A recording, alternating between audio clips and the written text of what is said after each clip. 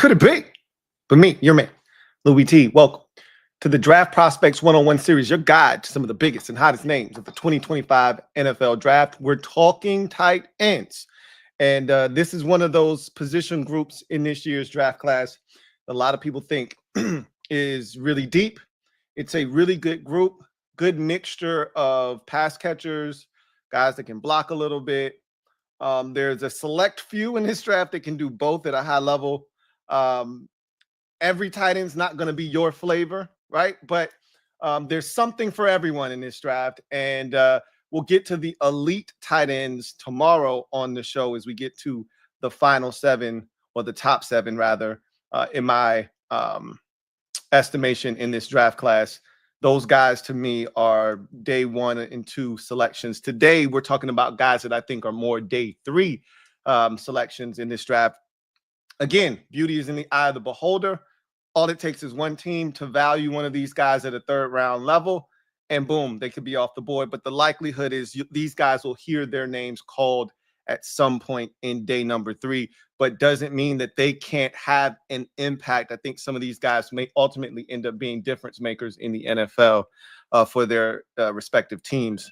Again, fit is always paramount when you're talking about tight ends and position players in particular. When you're talking about skill position guys, fit is the key. You get the right tight end in the right system where his traits and attributes are going to be utilized at their best.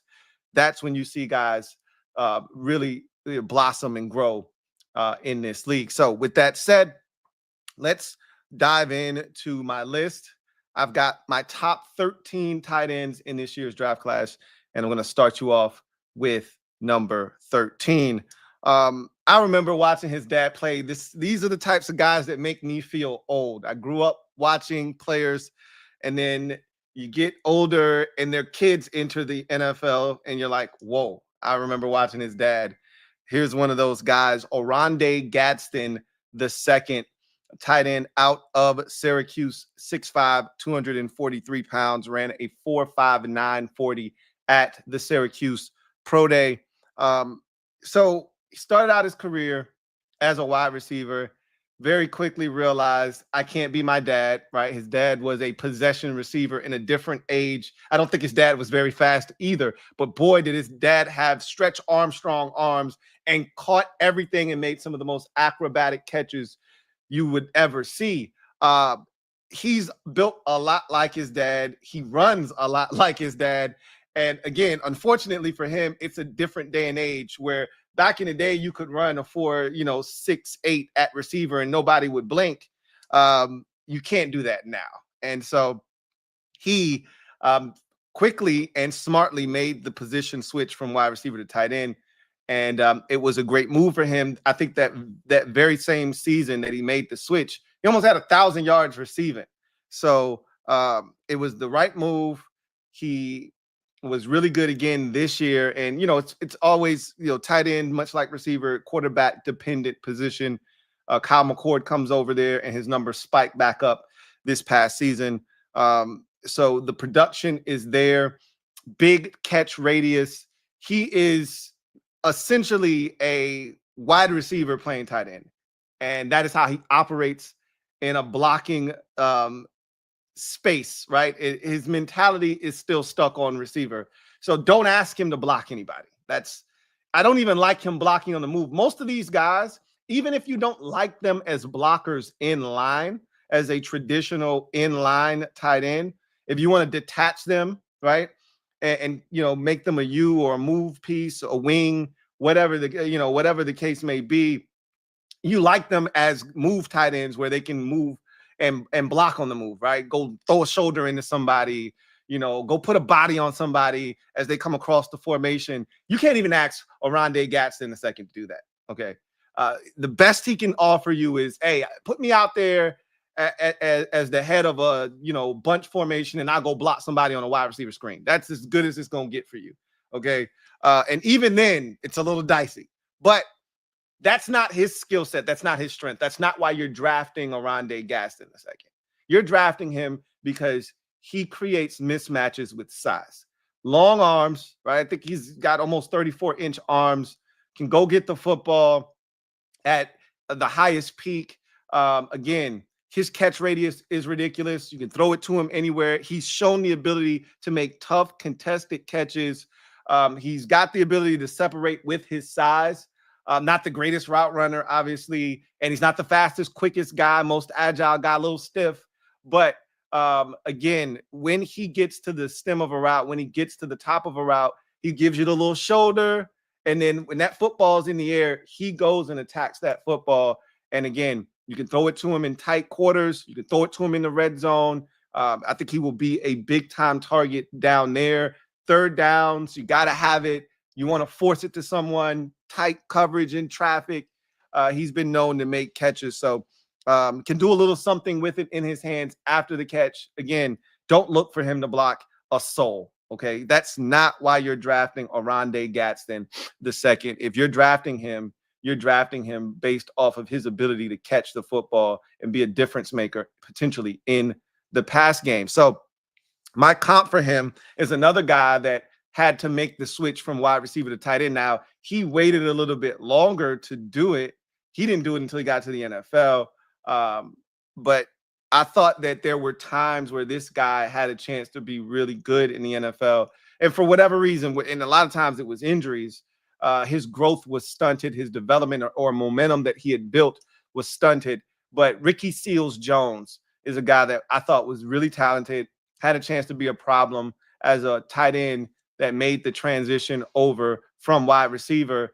And he just couldn't stay healthy, whether it was in Arizona. I thought he had a really good season in Washington when they were the football team. Then he parlayed that into a one-year contract with the Giants and immediately got hurt. And so he's never really been able to stay healthy, but there was potential for Ricky Seals-Jones to be a problem in the NFL because of his wide receiver background. I see the same thing for Orande Gadson II. If he can stay healthy, I think you go to the right team. He's not your TE1, might not even be your TE2, but as a third tight end, he could be a problem if you put him into the game as a mismatch tight end against a safety, against an undersized corner, or even a linebacker. He's going to win those matches more times than not. So you go to number 12, and I like this guy's build. I like his mentality. He looks the part of an NFL pass-catching tight end that can dibble-dabble, do a little bit of everything. I'm talking about Clemson's Jake Briningstool, 6'6", 241 pounds, ran a 4.75 40 at the NFL Scouting Combine.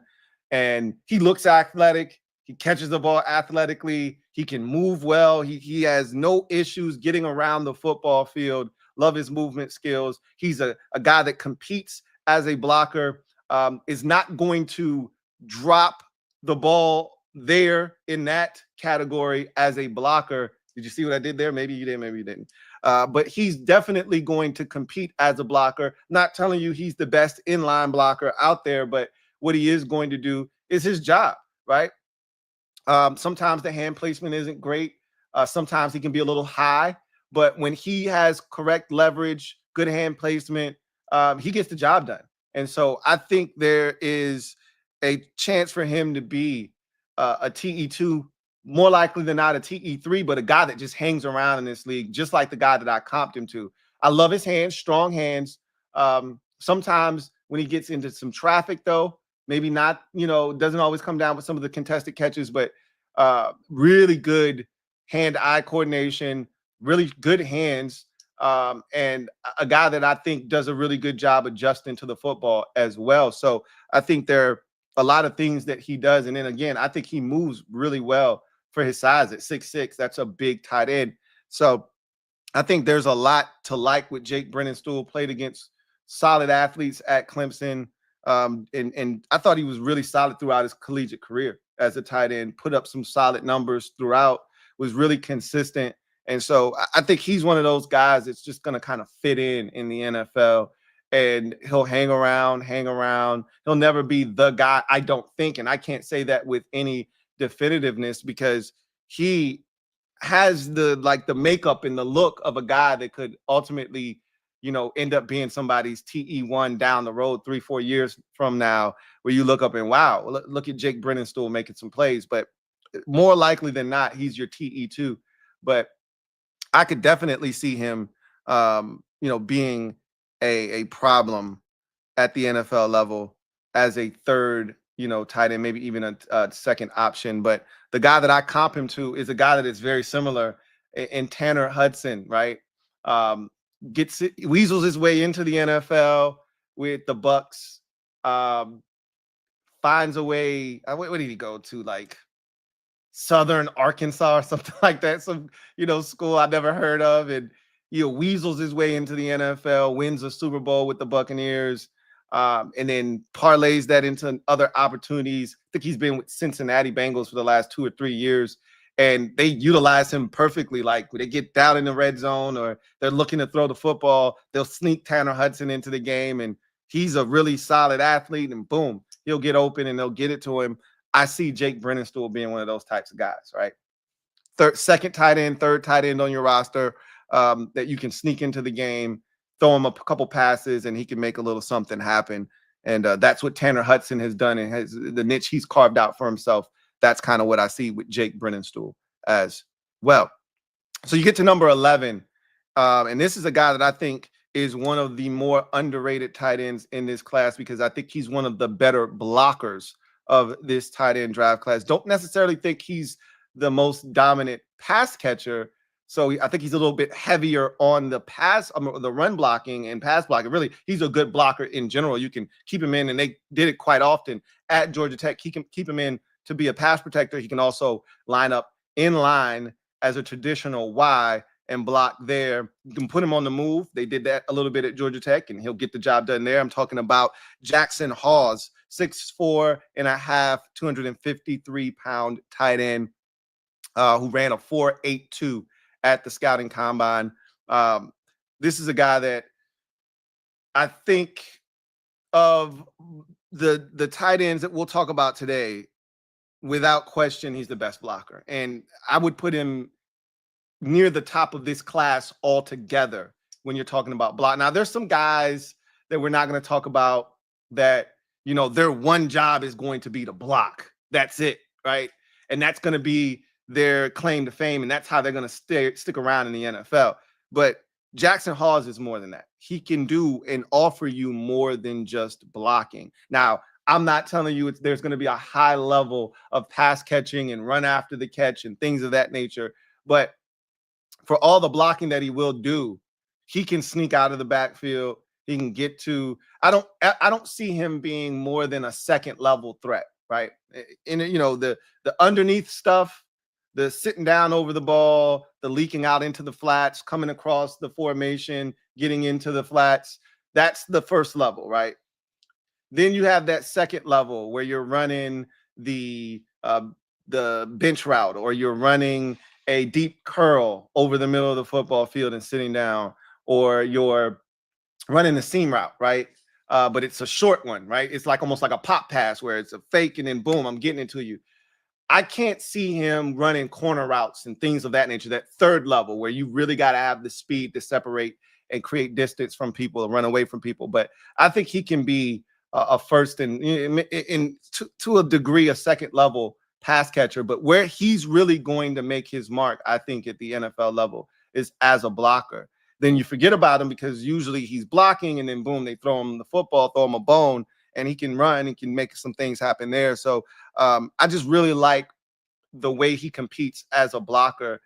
Again, it's one of those lost arts that you see a lot of times with tight ends, and you see with other positions where it's almost like a lost art. You don't see guys do it at such a high level anymore. It used to be a requirement that if you were going to be a tight end, you had to be able to block. With the advent of these spread offenses in college, and with how tight ends are now being used as mismatch chess pieces, blocking hasn't become as important. But with guys like Jackson Hawes, he knows where his bread is buttered and what he's got to do to survive at the NFL level. My comp for him was a guy that was in a very weak draft class of tight ends, and ended up being, I think, the first one taken, and I think he was taken in the second round out of Minnesota. I'm talking about Max Williams, who, injuries really beset his career, but I don't think he was ever going to be what people thought he was going to be. And I think he was kind of overrated because of the draft class of tight ends that he came out in. But Max Williams had a solid NFL career, but I think he was a really, really solid blocker with the ability to catch the football. That's what I see Jackson Hawes as, a guy that has, solid pass catching ability, won't wow you in that department, not super fast, not super athletic, but athletic enough that if you give him space and an opportunity, he can hurt you. But where he's really going to carve out a niche for himself is as a protector and a blocker. He can protect in the pass game, and he can line up in line traditionally as a Y and block there as well. So now we get to number 10 on my list, and I can speak very candidly about this guy because he went to the school that I root for as a fan in college football, and that's Mitchell Evans, tight end out of Notre Dame, 6'5", 258 pounds, ran a 4.74 at the scouting combine. It was good to see Mitchell Evans bounce back this year. His 2023 season ended prematurely due to a torn ACL. So it was good to see him not only return, but pretty much return for the start of the 2024 campaign. You could tell that he was getting his feet under him, getting used to, getting back out there.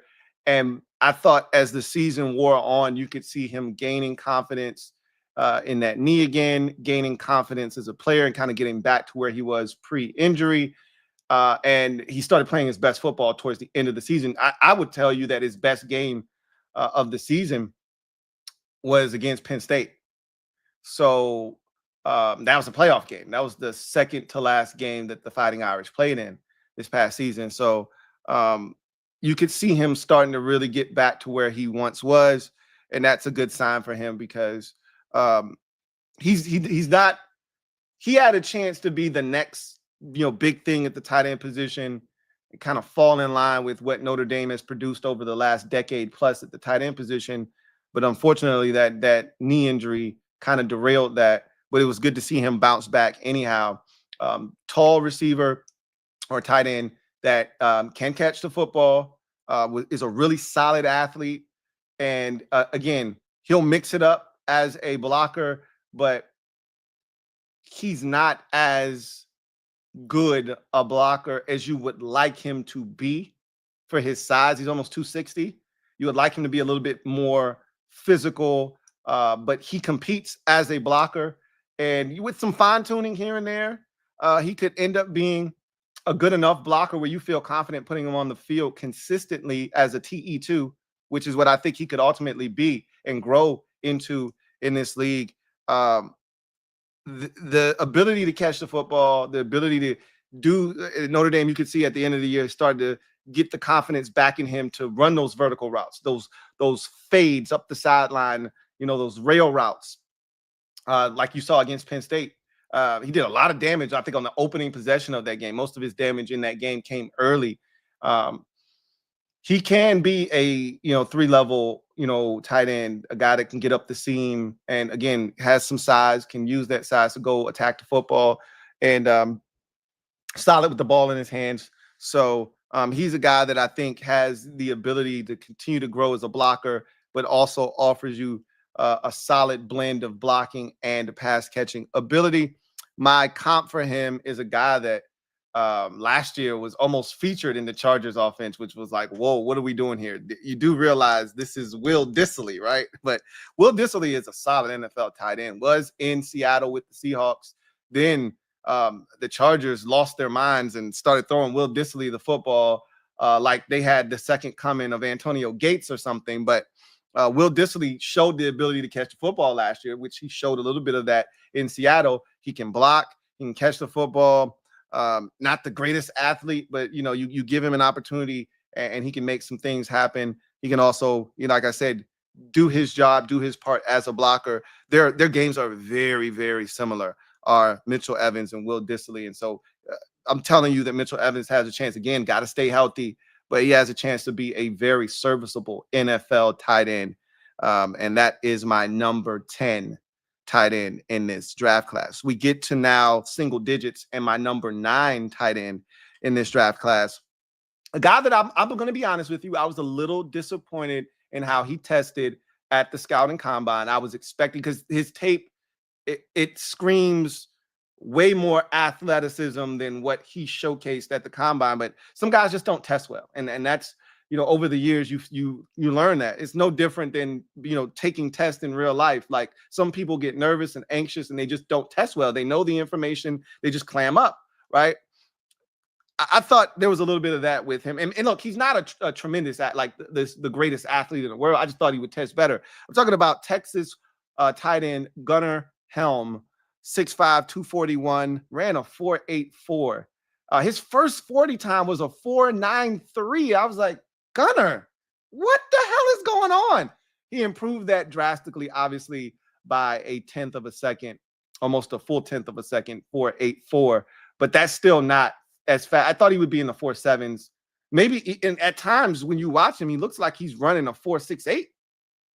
But the 4.84 was a bit surprising, a bit jarring, actually, but it doesn't change the way that I feel about him. And, the guy that I'm comping him to had a similar thing happen to him at the combine that really tanked his stock, and yet he's still been everything that we thought he was going to be before he ran the slow 40. So sometimes that stuff can be a little bit misleading and deceiving. You have to make sure that you do the work, you do the due diligence.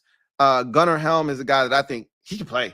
Like, I like Gunnar Helm a lot, and I think he's going to be a good NFL starting tight end at some point. Like, he needs the opportunity. I don't think a team's going to draft him with the idea of, we're going to give him the tight end job. Like, but I think, over time, 2 years from now, you're going to look up and Gunnar Helm's going to be starting for the Jacksonville Jaguars, or Gunnar Helm is going to be starting for some team in the NFL, right? But I like him catching a football. I like him with the ball in his hands. He can actually make guys miss with the football. There's plenty of run after catch ability that you see with him, which is why that 4.84 was so surprising to me, because he runs away from defenders at times. You watch him in that Michigan game, he was all over the field and they couldn't cover him. And he made a ton of plays in that game. Strong, sure hands. You know what you're getting when you throw him the football. Again, another one of these guys that competes as a blocker. I like him on the move a little bit better than I do traditionally in line, but he competes. And so, again, he's a guy that I think has a chance to be a starter in this league. The blocking is going to need a little bit more refinement, but his ability to catch the football, to make things happen after he catches the football, he's just comfortable in space, sitting down in zone coverage, finding the soft spots in the defense, making himself an available target. And he's not afraid to put his body on somebody else's body, right? Some of these guys, like we'll talk about later down the line, they really don't want contact. Like, I already talked about Orande, Gadson. It's like, he really doesn't want to block you. He really doesn't want contact, right? That's not the case with Gunnar Helm. So I really think that he reminds me of Jake Ferguson so much. And I remember Jake Ferguson coming out of Wisconsin and how I loved Jake Ferguson's game. Then he goes to the scouting combine and almost runs like a 4.8. I think he ran like a 4.78 or 4.82 or something in that neighborhood. And I was like, Jake, how could you? And I think a lot of other people felt that way because Jake Ferguson looked on tape to be a second round tight end. And then all of a sudden, I think he ended up getting drafted in the 4th round by the Cowboys, if I'm not mistaken. And Jake Ferguson is a beast for the Dallas Cowboys. He just has to stay healthy, right? And so Ferguson ended up being exactly what I thought he was going to be. And he plays faster than the time that he had at the combine. I think Gunnar Helm plays faster than the time we saw at the scouting combine. And I think he's got a chance to come in and be a Jake Ferguson in 2 years, right? Ferguson, I don't think started right away, but that by that second year in Dallas, they figured out we got something here in Jake Ferguson. I think that's what's going to happen with Gunnar Helm when it's all said and done. Now get to the final tight end we will cover today, and that is South Carolina's Joshua Simon, 6'4", 239 pounds, ran the fastest 40 time at the combine of any tight end at a 4.65, or excuse me, second fastest time at the scouting combine of any tight end that participated at a 4.65. He's one of my under the radar, underrated prospects at the tight end position in this year's draft class. I think of all the tight ends, he probably is in the upper tier of athleticism, of a guy that can separate from man coverage. Not a lot of these tight ends, I think, are going to be winners against man coverage. They'll have no issue sitting down in zone, making themselves an available target there. But when you put somebody on them and ask them to separate from sticky man coverage, they can't do it. He's one of the few guys in this draft class that I think will be able to do that on a consistent basis at the NFL level. I talked about him on a previous show about him being one of my sleepers in this draft class because he's a good athlete and you can see it. And I like the way he is able to make something happen with the ball in his hands after he catches it. He's a tough guy to get on the ground. Very good athlete. You saw that. I think the Texas A&M game is a great example. He had a couple of nice touchdowns in that game. One on a corner route where he just, it's not even a corner route. They call it the oh shit play, right? Where a guy starts out on one side of the formation, kind of blocks. The oh shit play is more of you fall down on the ground, they lose sight of you, you get up, you run, you should be wide open. But on this particular play, it's more like a play action. You start out on one side of the formation, you block a little, then you kind of just weasel your way across the formation all the way to the other side in hopes of them just losing you in the shuffle and the wash. But there was a defender out there, and he saw him, but he just ran by him. You know, Joshua Simon just ran right by him to the corner, to the pylon, and the ball was thrown up there. He went and got it, touchdown. And so you could see the athleticism and his ability to pull away. And again, we're talking about Texas A&M, right? We're not talking about Texas Southern. We're talking about Texas A&M. We're talking about a team full of athletes.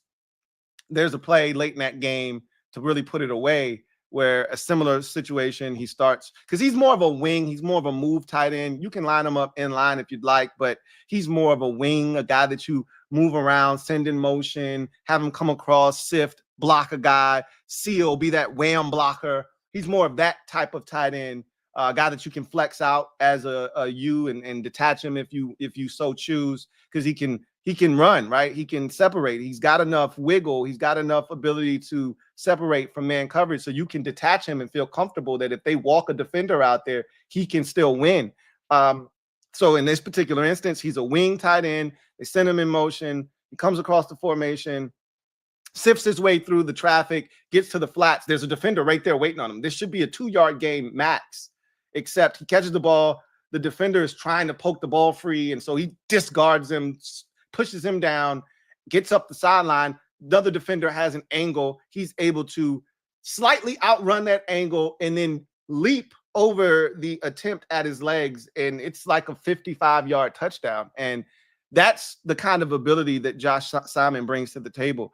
And I think that game it epitomizes what he can be, a guy that can, win and separate with athleticism, a guy that can, make something happen with the ball in his hands after the catch. He does just enough as a blocker where he's not a liability. As long as you use him correctly, he's not a liability. So there's no tell when you put him in the game. Like, I know they're throwing the ball because he doesn't block worth a damn. He does enough in the block game where you can put him on the field, feel comfortable that he won't hurt you, and that'll allow you to get him the football in the pass game off of play action fake, and also off of being able to just line him up and say, hey, go win a one-on-one matchup for me, right? So I think he's got a chance to be Jonnu Smith. That is my comp for him. Another guy that came into the league, and this past year, Jonnu Smith was absolutely electrifying for the Miami Dolphins in his first year there. But we saw flashes of that when he was with the Tennessee Titans, where he was drafted. And then, moving on from there with New England, there were, brief flashes there, but he really balled out last year for the Miami Dolphins. I see Joshua Simon being a similar type of guy.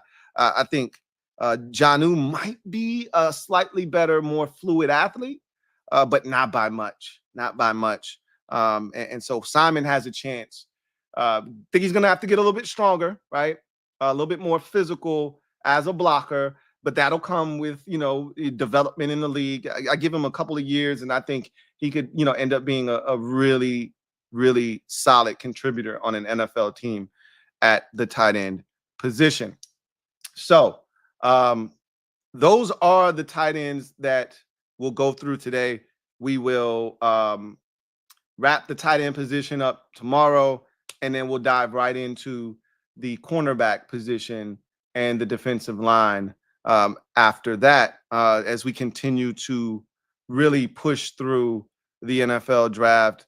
This is a really talented group. And so quickly, I'll recap the, from 13 down to 8. 13, Syracuse tight end Orande Gadson the second, 6'5", 243 pounds, ran a 4.59 40 at, the Syracuse Pro Day. Don't ask him to block anybody, but boy, can he catch the football. Former wide receiver, converted over the tight end position, and that is exactly how he plays the game, as a big, essentially wide receiver playing the tight end position. Coming in at number 12, Jake Briningstool, tight end out of Clemson, 6'6", 241 pounds, ran a 4.75 40 at the scouting combine. I think he's a nice blend of a guy that competes as a blocker, but is a really athletic and fluid guy as a pass catcher. Reminds me a lot of Tanner Hudson, a guy that has been in the league for now probably 5-6 years and is continuing to hang around as a TE3. I think Jake Briningstool can do exactly that, if not move up the ranks to maybe become a TE2. I don't think he's a TE1 in this league. We'll see. Number 11, Jackson Hawes out of Georgia Tech, 6'4.5", 253-pound tight end, ran a 4.82 40 at the scouting combine. I think he is a very, very good blocker and can even get better in that regard and turn himself into one of the better blocking tight ends in the entire National Football League 2-3 years down the road. Really carve out a niche for himself as a blocker that can also catch the football and run a little bit. So I think he has a chance to be a problem as a blocker, carve out a niche, make himself some money in this league. There is a role that teams have just for guys who block. We saw a couple of those guys this year get 3-year, $20 million contracts just off of blocking, not necessarily their ability to catch the football. So if Jackson Hawes continues doing what he's doing and continues to hone in on that craft, I think he's got a chance to be a really difference-making blocking tight end in this league.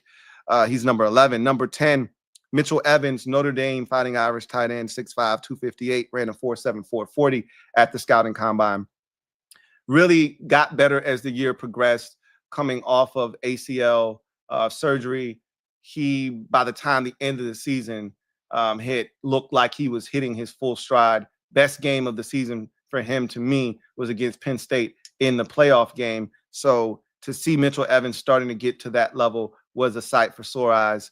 And I think he's trending back to what he was when he was a real problem before the injury in 2023. So I think he's Will Dissly all day, every day. Looks like Will Dissly, plays like Will Dissly, and I think he's going to be able to create a nice NFL career for himself if he can stay healthy, just like Will Dissly. Coming in at number 9, a guy that I think somebody's probably going to get themselves a really good football player at a time in the draft where he probably shouldn't be there. But because of how he timed, I think it's going to scare some teams. I'm talking about Texas tight end Gunnar Helm, 6'5", 241, ran a 4.84 40, and I think that's going to scare some teams. But the tape suggests he's faster, more athletic than that, and I liken him to Jake Ferguson, who also didn't wow from an athletic standpoint testing, but the tape suggested that he was going to be a potential starting NFL tight end. And what did Jake Ferguson end up becoming? A really good starting NFL tight end for the Dallas Cowboys. And I think he went in the 4th round. And I think that's probably maybe even a little bit, further back for Gunnar Helm. I think he's probably going to come off the board around the 4th round or so. I think he's got a chance to be a starting tight end. I do. And we'll see if that manifests itself or not. And then Joshua Simon, tight end out of South Carolina, is my number 8 tight end, 6'4", 239 pounds, ran a 4.65 40, one of the faster times at the scouting combine for the tight end position. I just think he's an underrated guy, kind of got lost in the sauce with all of these talented tight ends.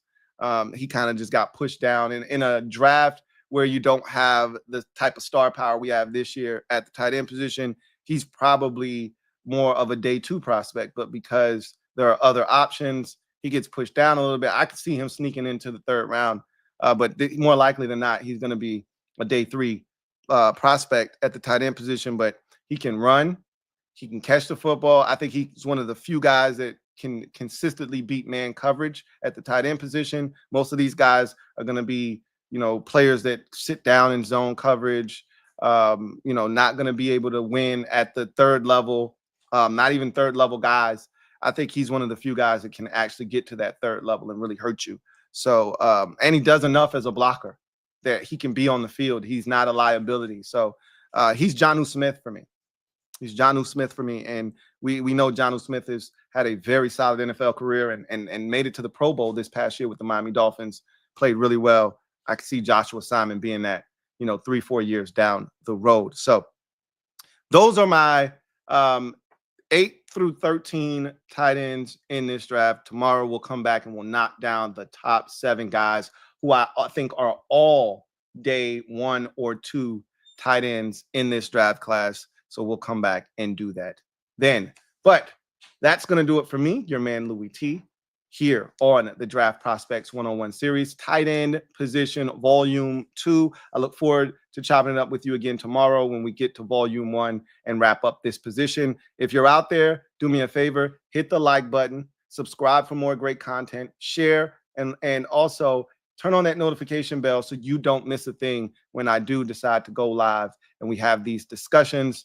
Also, leave your favorite tight end prospects down in the comment section. Would love to hear your thoughts on some of these guys and look forward to chopping it up with you next time. Until then, I'm your man Louie T, signing off. I'll see you guys tomorrow. Have a good one. Take care.